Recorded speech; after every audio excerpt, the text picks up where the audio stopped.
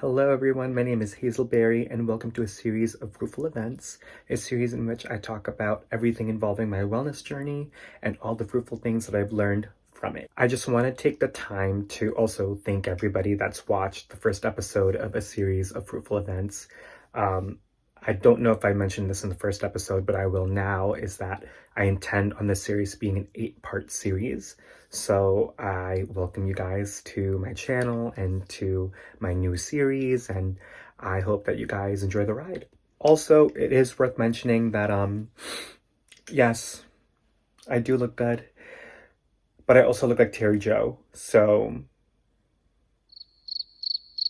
take from that what you will. If you know me personally, you would know that I'm very big on astrology, and one of the biggest things that people know about me is that I am a Scorpio. And with that also being said, with being a Scorpio comes the fact that we are not very big or very fond of change. Historically, I've been able to kind of find a grapple with change in some way. Like I know how to adjust and I know how to kind of pivot, but what I have a hard time doing is maintaining consistency when it comes to dealing with change. If you were to ask me why that is, I think it's probably due to the fact that, generally speaking, change is very difficult, whether it's good or bad change.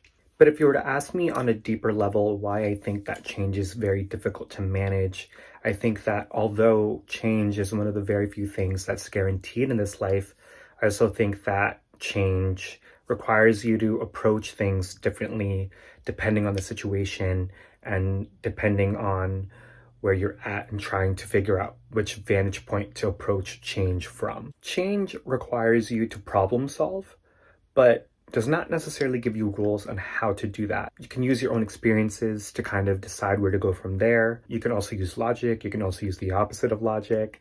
You can use the advice of other people that are around you. You can look to the sun, the sky, the moon, whatever. And any of these approaches are fine and they can work. However, there's no guarantee that any of it will work out, just as much as maybe there's a chance that it can. You just kind of go with your gut and kind of hope for the best. In this video, I kind of want to share my experience with change and the baggage that comes with it. Let's dive in. 1, how do we know that change is happening? Can we trust it? 2, what has changed for me and what hasn't? 3, how do I cope through change? Part 1, when does change happen? Can we trust it? Change happens every day, and whether you choose to make moves going along with change or not, the world kind of goes on with or without you. I learned this lesson the best when I was away from drag. I found that while I was doing my healing in private, that there were days where I could ride the waves of change, and then there were other days where I was kind of stubborn and I chose to kind of stay in my hurt, and the world continued to spin while I was making this move. When I was closed off from the rest of the world, I noticed that whenever I would go online, I noticed that a lot of my friends were making their dreams come true. And as inspiring as it was, I also knew that I just wasn't in a headspace to be where they were in that regard. And it was a journey, to say the least. But I say this not to necessarily reprimand myself for having gone through what I went through, or to throw a pity party and ask you all to kind of like join it right now, or kind of throw anyone else under the bus if they have felt this kind of experience that I have felt. I mainly say this to kind of highlight once again what I mentioned in the previous episode of a series of Fruitful Events, which you can click on the link below, that growth and healing is not necessarily linear. So this begs the question, how do we know that change is happening? And how do we know how to ride the waves of change? How can we trust the winds of and waves of change? And do we submit to change when we know it's happening? In most cases, I would argue yes, duh. You have to make changes when your circumstances do as well. You have to remember that when you start school, or when you move in, or when you get engaged or get married, or when you find a new project to begin or set a new goal, these things require a level of preparation that you need to put so then you can put yourself towards the path of success. However, as we would also know in living our lives, right, that life comes at you, and it comes at you quick. We know that sometimes there will be moments where you can lose a job, you can grieve the loss of a loved one, you can grieve someone either alive or dead, and you could quit a goal, you could have to move out where you're living, maybe even at the last minute sometimes. And with that comes changes that you can be blindsided from, that you don't really know how to prepare for. The problem with planning everything out in your life, or kind of in the terminology that is used from therapy, catastrophize life, it keeps you from living, right? Now, I'm not necessarily saying to kind of throw caution to the wind and throw away the script or plans of life, right? I'm kind of saying that there has to be a healthy balance of being able to go with change, prepare, but also understand that when you are thrown off, to know how to pivot. When change happens, you kind of use what's in your arsenal to know how to cope and deal with it. But what happens when the things in our arsenal are things that are either behaviors or habits or anything that kind of prevents us from being able to grow and heal? How can we identify these things and, better yet, overcome it? If I were to propose something, I think the way that we can start is by learning to trust ourselves. Now, I know that that's easier said than done, right? I know that some of us do not know how to trust ourselves because in the past, or what we have internalized from the past, we might have been shown that we can't necessarily trust ourselves. And to be honest, I am the queen of embodying this lesson. I'm not going to even hold you. I do definitely embody the struggle for real. And I think it comes from the fact that when I was growing up, I had a lot of very codependent relationships. And I felt as though in these codependent relationships, and even something that I mentioned from the previous episode of Fruitful Events, I even dated some people that promoted this codependency. I noticed that it's mainly because these people got what they needed from me, whatever it was that I provided for them. And I noticed that it was also a double-edged sword because I found that I saw traits that they had that I felt that I didn't or needed to have in my life that kept me bound to these kind of situations. Yes, we as humans do need to be able to find community and be able to rely on other people and even depend on other people to help get us where we need to go. But something that we need to also remember is when it comes to living life, the choices that you make are yours. And until you can actively take accountability for that, you can find yourself staying stagnant in life. You have to understand at some point too that you have to take agency of your life. And you also have to be an active participant to change. It's kind of like a relationship that you have to tend to when it comes to dealing with change. I mean, I can say, speaking from experience, I had to actively understand that I was the active participant in my own suffering sometimes. I had to realize that I had to cut ties with people that did not serve me or the direction I wanted to go in life when I realized that it was up to me to carve out my fate. And it does not mean that I had to cut off people entirely. I think many people, when they end up in these cases, they think it's like black and white. But every friend serves a different purpose. And there's also friends that you have that are in different places in life than you are, and vice versa.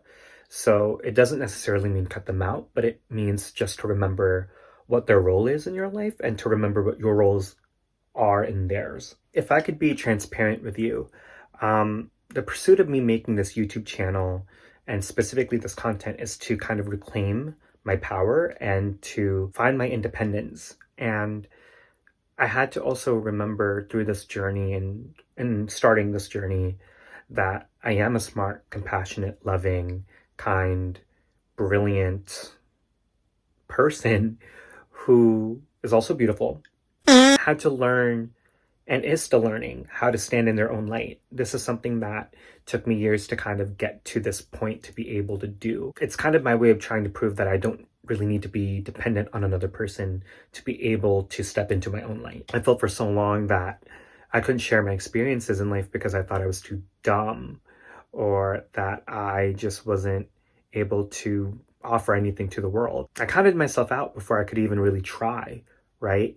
I had to kind of be willing to find opportunity in growth and in change by being willing to change and learn how to gain the skills that I needed to be able to do the things that were foreign to me. And I get so many compliments now about how people are like, oh my God, you're so good at hosting a drag show, or you're really good with YouTube. I really do thank everyone that says that. But um, I had to find avenues to allow me to fuck up on the way to get here. That requires changing.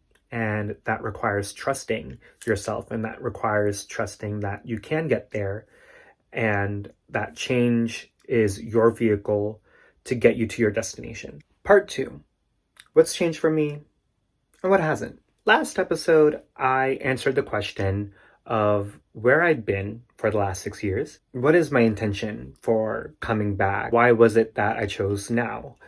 But if I were to answer, I could go back to a couple moments ago, which was that I'm pretty much back online to kind of reclaim my power and find my independence. Allow me to explain how we got here by also addressing what has and what hasn't changed for me. As I mentioned in the previous episode of Fruitful Events, what's changed for me in the last 6 years are the friendships I have with people now, whether they've been in my life consistently in the last several years or whether they were newer to my life. I had to find friendships that reflected the values and morals that not only I share, but also challenge me to have more insight in everything that I do, to challenge me to also be more emotionally intelligent and to be more mature.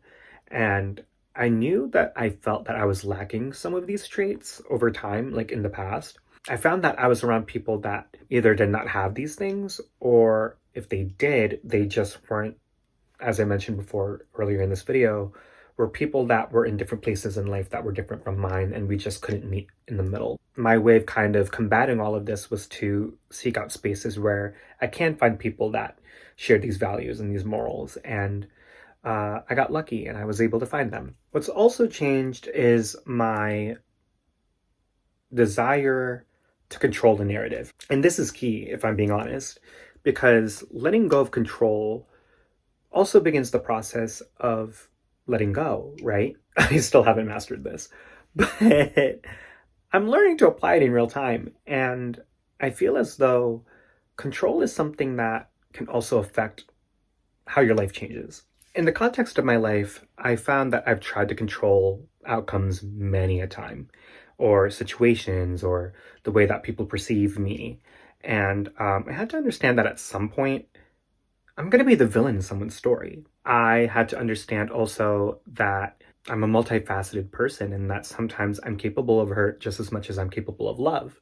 And in the context of change, I could not move on in my life because I felt that if I could not control the narrative, that people would either view me as weak, that people would see or know just how disorganized I felt, or how I could be unprepared or unprofessional or be seen as unsuccessful overall. And I had to hone in on the things that I can truly control in order for me to combat this, right? And that is how I interact with the world around me. I realized I had to change when I was just being met with the same results over and over and over again.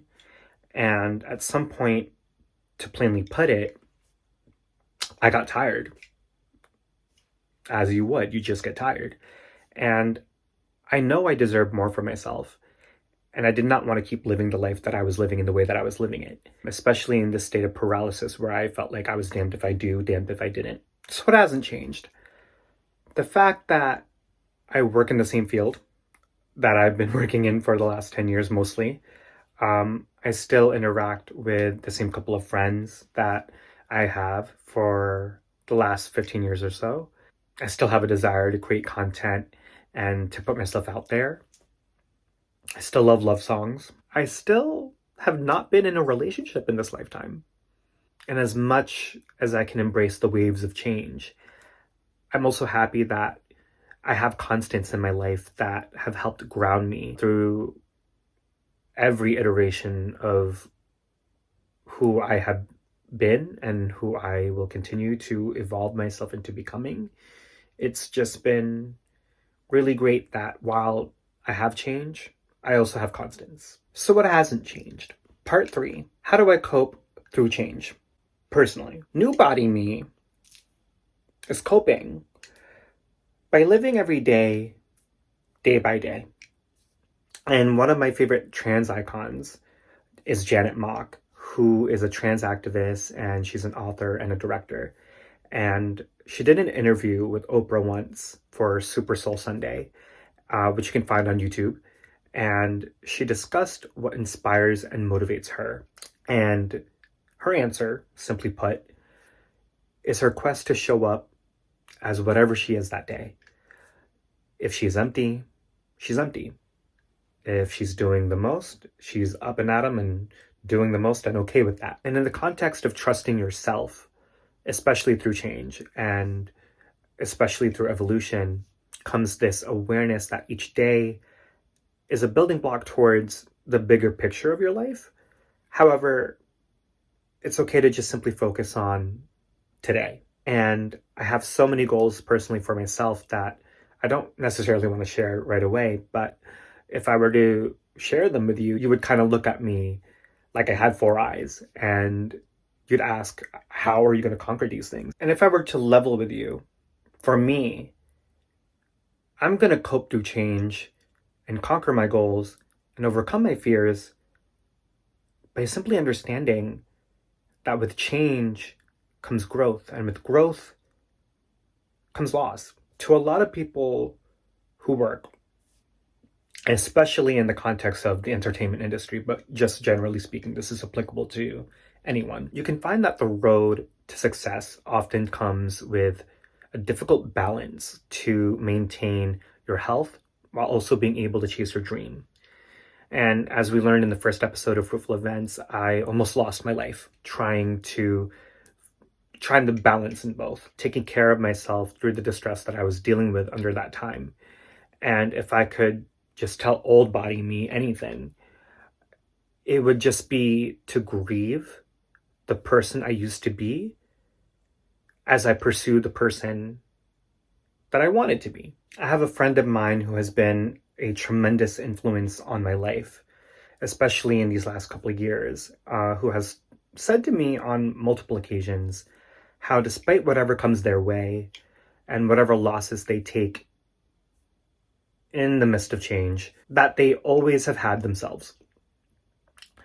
That they get to wake up every day with the truth that they get to be themselves and not anyone else. For me, this was radical because, for one, I've never fucking heard anyone say something as powerful and as self-radical and as beautiful as that. And it stayed with me for so long. But number 2, it opens up this idea that when change happens, you can begin to trust yourself in navigating change because no one else can live your life the way that you live it in the context that you do, in the way that you know that you can navigate your life. No one can do you but you. And in the context of the loss that comes with change, you're not really losing anything. If anything, if you are in the context of say me, who's like a single Pringle. Yeah, I've been single for 28, almost 29 years at this point on Beyonce's Green Earth. But I've always had myself in spite of it all. As long as I approach living my life as authentically as I can, day by day, it's not a loss. If you are using others for capital, distractions, or other ways to distance yourself from yourself, it's going to feel like you're losing more than just that connection. And as long as you are yourself, you aren't going to be afraid of going through the loneliness and the grief of change temporarily. You'll find that you'll leave every chapter of your life having had you throughout everything that happens, every step of the way. And for that, we should be grateful. If you enjoyed this second episode, which I know you have, please give it a like, a comment, and share with your friends and family and loved ones, your dog, your cat, your gerbil for that matter, your mailman, the grass on your lawn, the ants on that molehill in your backyard. But before I leave, I would love to know, for the question of the week, that I would love for you guys to comment down below, what inspires and motivates you? I hope that you have been having fun with me during this journey and you enjoyed these 2 episodes so far. I know I have. So thank you for growing with me and joining me on this journey as I had nails on this time around. And I'll try to keep having nails on for the rest of the series because watching the first episode back was very humbling. But until next time, stay juicy.